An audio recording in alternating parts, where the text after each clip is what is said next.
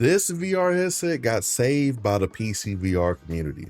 Ladies and gentlemen, we're talking about the Meganex Superlight 8K from Shiftoff. This headset put me through so goddamn much in the past few weeks. I mean, even the community itself had the frustration with this thing. I mean, I've literally seen people cut off their favorite PCVR reviewers because they convinced them to buy this. So yeah, it's honestly been a show. We're going to get into why a little bit later though. And just as an FYI, this is the first of many reviews because I've seen so many changes for this headset over the past month, and I want to make sure I cover all of it. So this is the first review after about a month of off and on using it. With that being said though, make sure you like and subscribe. We're almost to 10,000 subs on the channel. Yes sir.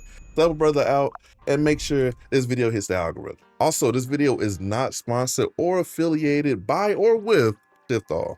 My presence on YouTube is a little bit too small, I guess, for PCVR companies.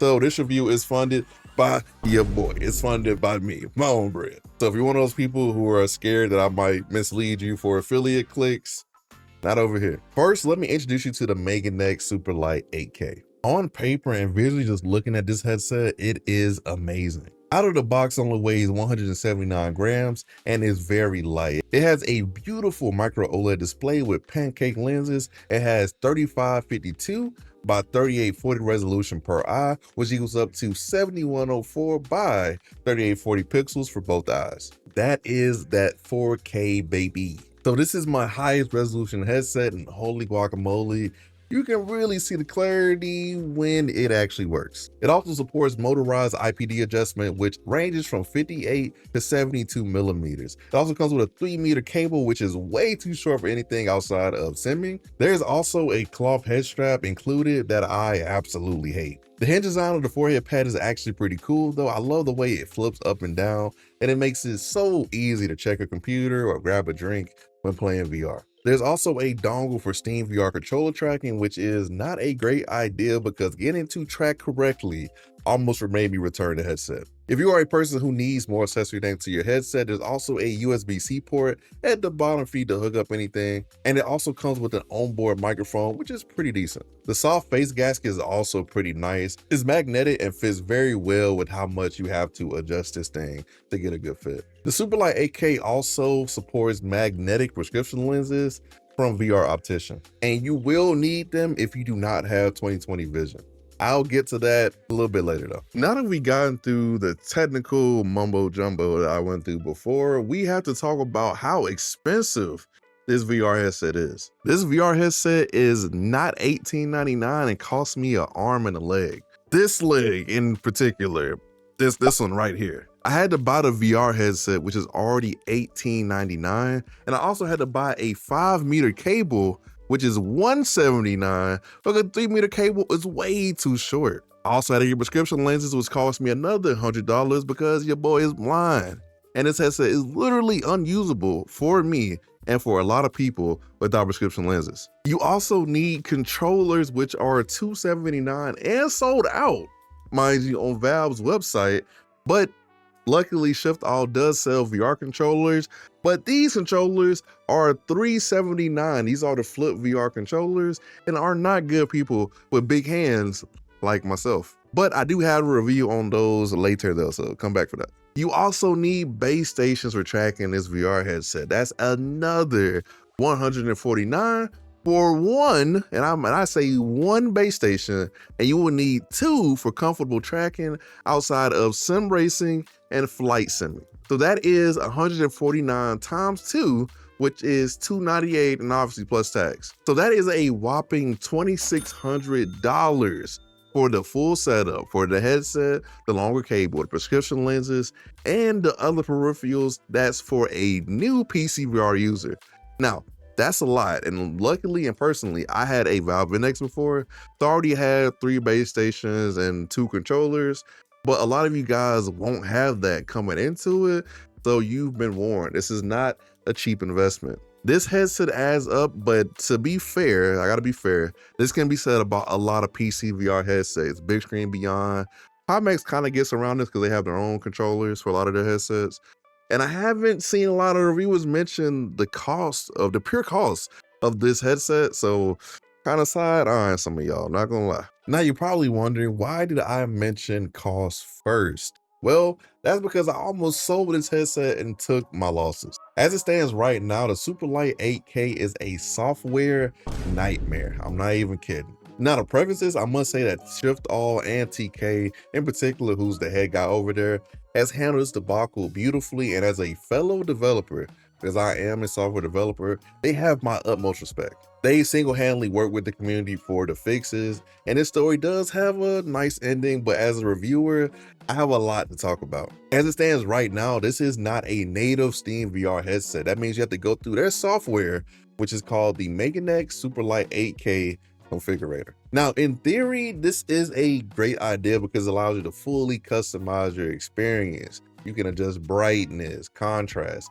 update the headset, or even adjust the diopter clarity with their test software. And yes, the Superlight 8K does have diopters, which was not a great idea. The diopters are the wheels on the side of the headset, which you can use to adjust to get a clearer picture if you have myopia, but this absolutely kills the experience before I got prescription lenses. Without them, I could not get a clear picture on this PCVR headset to save my life. Back to the software though. This software came with a huge flaw, and I mean a giant flaw, and the community's coders found out it was actually rendering at half the headset's resolution. So instead of the full 4K per lens you would expect out the box, you got 3500 and a weird distortion profile that absolutely killed the viewing experience. I mean, the world was warping. It was nasty, I'm not gonna lie. It even made me sick, and I have 5 years of playing PCVR. When I first put on the Superlight 8K, I genuinely was confused and thought my favorite PCVR reviewers lied to me. I'm not gonna lie. I was side-eyeing some of y'all, just keeping it real. This distortion shit is like weird, bro. I've never experienced distortion like this with a headset. It's like it's huh. It's like when I look up and down, it distorts the world instead of me just looking up and down. But it's like, what the f? What do they do? I kind of want my money back. I ain't gonna lie. I'm not impressed. I couldn't get a focused image at all. I figured it was a diopter issue and my lack of, good eyesight, but I was half right on that. I mean, I also had displays going out. One even showed me like this weird TV static in one eye. Terrible issues, especially for first impressions. I mean, guys, I was really about to come on camera and rip them apart at one point because I was just not happy with my purchase. But luckily, there was a person in the Meganex Discord named Saber who literally fixed it and put out a patch to a compositor that renders the headset correctly at 5000 to 7000 resolution. Absolutely beautiful. It was beautiful, and it completely saved my experience and made the headset so much better. Thank you to Saber. You saved me a lot of headache, my friend, and I owe you coffee. And it's sad because right after this, ShiftAll actually put out a patch that bricked some people's headsets. I felt bad because I could tell TK had been working really hard and things just weren't working out on the software side. Now, I am a dev myself, like I said before, and I understand the weight of fixing not so good software. It is hard. It's terrible as hell on earth. And he's also dealing with US customs. Now, whether you lean to American left or American right, we can all agree that it's been annoying as hell dealing with customs because of tariffs. So that also has been keeping TK busy. So I know he wants to make updates, but I mean, you got to get your product to your customers first that paid their money. But luckily, TK showed us a way to roll back the update, so shout out to him for that fix. Now, yapping aside, I'm going to skip ahead some to the newest patch from a person in a Discord named SBoys3. Oh my god, this mad lad figured out how to make the headset completely bypass all of ShiftAll's drivers and their software to be a native PCVR headset. Bro, when I tell you I found this out at 4 a.m. because I just randomly checked Discord and I woke up and I saw this and I went crazy. After installing, I can show people who have the Meganex how to do it.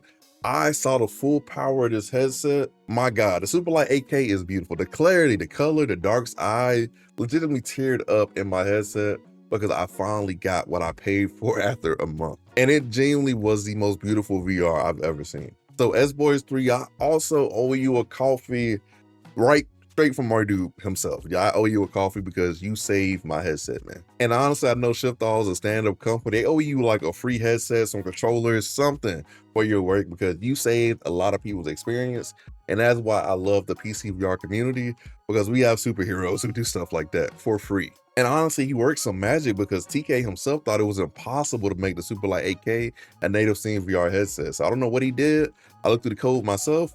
I was like, I don't know what he did, but he did something and it works. Now, there are some concerns about the brightness level, especially with those micro OLED displays. So if you do the patch, you have a Superlight 8K, be careful with leaving your headset on looking at the same thing, because you could kill the light for your panels because it does not have local dimming, because it's going straight to Steam VR, so it won't get the local dimming that the Big Screen Beyond may get or any other PC VR headset. So you have been warned, but personally, I don't really keep my headset on looking at one thing that often, so I don't know. So yes, as it stands right now, the Superlight 8K is a headache, and I mean a terrible headache in terms of software, and is really being supported and damn near held up by the community. I will say though, it's been beautiful to see, especially with TK being so open to fixes and really working with the community to help their development, and even being willing to hire some people from the Discord to fix the headset. So all in all, in terms of being a businessman and being a really nice individual, I can't hate Shiftal. They're nice. I'm sorry, they're nice. Now they cost me a lot of money, but they're good people and they're really trying to fix the situation.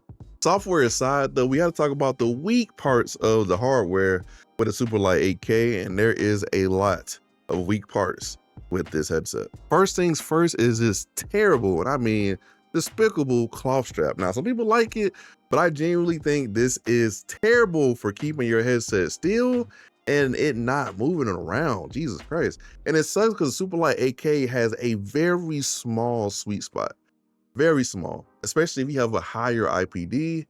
But I mean, the Superlight is great when you look through it, but god damn, dude, it's hard to keep the headset still with the base strap. Now, the Superlight 8K does have really great binocular overlap, like MRTV said in his reviews, and I totally agree with that. But in terms of just a head strap, even the wire setup they went for in terms of looping the wire through the headset, it's just really bad for movement-based games. Like games where you gotta turn around, it can pull the whole head strap up or down depending on how heavy the wire is. Now it does come with a L-shaped adapter which helps loops the cable through the top part of the head strap where it hinges, but this thing is a nightmare if you have a pulley system or just move around a lot. There's no real way of getting around it that I've personally came across, especially with a really sturdy cable like the Meganex has, so it can easily get pulled, and once that cable gets pulled, man, you're gonna go through a lot of problems reconnecting the thing back to your PC.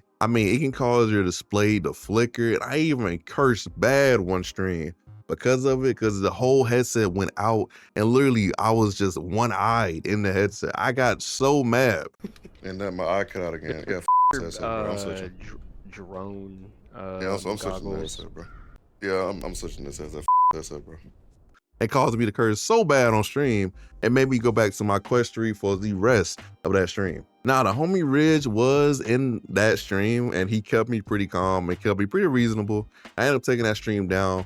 I did say some pretty mean things, I'm not gonna lie. I said some pretty mean things out of frustration, not gonna lie. But to my defense, it is hard not to be angry when you're spending $2,000+ and the design decisions of the headset just don't make sense sometimes. So to solve my issue, I end up tapping into my good old Southern redneck jeans, and I taped the Superlight 8K to the Quest 3 Bobo S3 strap, which has a nice fan built into it. The first version of this was actually pretty redneck, not gonna lie, and I ended up going for a more zip tie plus tape combo to make it look cleaner. Now, I know some of y'all are gonna say, Marty, dude, why don't you have a 3D printer? Bro, most people don't have a 3D printer just laying around. Like, and two, like I would buy it, use it once, and then never use it again. I don't have anything to 3D print. But Honestly, I don't have a 3D printer because I mean, I gotta afford the VR stuff. I mean, this shit ain't cheap, y'all. I'm just being honest. But I can say I have to do it on my Redneck, and I did fix the issues. The cable does not come out anymore, and I can actually move around my headset, and there not be any actual just grievances. So thank God. Even with the big screen beyond, I genuinely hate that so many high-tier PC VR headsets come with these flimsy straps. I mean, it even come with a top strap, guys. Come on. If you have a headset that hinges like that, having a top strap would help keep it stabilized. And I end up having to use another VR headset's top strap to keep it stable. So it's honestly a shame, and I wish they would have kept a more premium feel to that head strap, because it genuinely kills the experience, man, when you're trying to just play your game and the cable's getting pulled out. It's just frustrating. Next, we got to talk about the Diopters. I mentioned them briefly earlier because they genuinely do kill the experience of the Superlight 8K. It's like being at the optometrist and you got to do the giant thing on your face where the doctor flips the lenses in front of you if you've never been, and asks you one or two, basically get a clearer picture to kind of see what lens you need. And I get why they put them there, to alleviate the myopia and people who might have bad eyesight like myself, but it genuinely seemed to cause more issues than it really fixed. Now, this did get better with the S-Voice 3 patch for native VR, but the next version of Superlight 8K, Diopters need to go completely. Do not put them on that headset. So after all that headache and the pain of dealing with software issues and just strange headset design issues, how's the actual gaming experience when everything's running fine? I have to say, this is absolutely the most beautiful VR headset I've ever used. I played Contractors, Half-Life Alyx, the Oblivion Remaster remake, and UEVR I got a video out for, and No Man's Sky, and it's just beautiful, guys. Like, I tried it out this morning, so it's been about 18 hours since that patch has been out as of right now, and the colors, the resolution are just unmatched by any other VR headset I've ever used. I have the Quest 1 through 3, the 3S, the Pro, the Big Screen Beyond 1, PSVR 2 on PC, DPVR E4, and the Valve Index. The Meganex is just unmatched in terms of visuals by all my other headsets. My only thing is, since I have a higher IPD of 72 millimeters, I do get a lot of blur around the edges of my vision more than somebody who would be more towards the middle or like a lower IPD. A lot of distortion. So if you're really sensitive to distortion, you have a higher IPD, you might want to be careful because it can be a very difficult experience for people like us. But overall, compared into the Big Screen Beyond 1, I would say this is the better viewing experience by far. In terms of controller tracking though, it can be very hit or miss because they did go the dongle route, and I highly recommend putting a dongle on an extender a good distance away from your PC and maybe a little bit up higher around probably headset level, so you don't have a lot of issues with tracking. It can be very annoying when you're playing a competitive shooter or something like that and your hand just flicks to the other side. It can be so frustrating. And I wish they didn't do the dongle thing, because the Big Screen Beyond 1 doesn't have a dongle and it works fine, but it also is a native PCVR headset. So there's a big difference there, but it is what it is. So would I recommend this little headset to like the average person that plays PCVR? Yes, but not in its current state. This headset needs a lot of software updates and just general TLC. DK and the Shift All team have a lot of work, and I mean a lot of work ahead of them. And I'll definitely be with them because I mean, $2,000 and I kind of need to follow up, but I can't recommend it to the average person, especially in good faith. Even if I had an affiliate link, I wouldn't recommend it, man. It's just a lot of money to put out for something that won't work out the box like you probably will want. Now, there's other headsets like the PodMax Crystal Super or the Big Screen Beyond 2 on the horizon. So, like, I can't recommend something that is a struggle. Now, when it does work, the Meganex Superlight 8K is a very neat little VR headset with a lot of perfections and imperfections in the design, and honestly may just be a victim of releasing a little bit too early. But I am genuinely looking forward to see how Shift All improves in the future and impresses me, because right now they have impressed me with their work ethic and they're really being part of the community and wanting a better product. But not worth the $1,800 right now though. Maybe if you're a tinkerer and like customizing VR headsets, you may like it. But if you want something that works out of the box, stay away. Like I said before, this is the first review of this headset, but I will return and review it again and again after it gets more updates to keep you guys posted. Hopefully I can get sent more PC VR headsets in the future, because I mean, I have a pretty good follow on TikTok, and YouTube. But, the company's got to notice us, and they ignore the hell out your boy. And I will say this too at the end of the video, give your PCVR reviewers some grace, guys. A lot of these guys get the best version of the headset they're reviewing. So they may not get all the weird stuff that happens when you get a consumer headset. So give them a little grace, give MRTV some grace, give Flight some guys some grace. I genuinely thought they had good experiences with the Meganex. I didn't, but I think they did, so they had it way earlier and could actually work with TK to kind of get some of those bugs out. But give them some grace, guys. Now, some of the other guys, I don't know. I ain't gonna lie. Some of y'all real shillish, but that's okay. We move on. But thank you guys for watching. Make sure you like and subscribe. And if you want to learn how to set up Oblivion Remastered in VR or Minecraft VR, then check out my videos on my page. It's MartydudeVR. And remember, I'm just a dude with a half-working VR headset. Peace.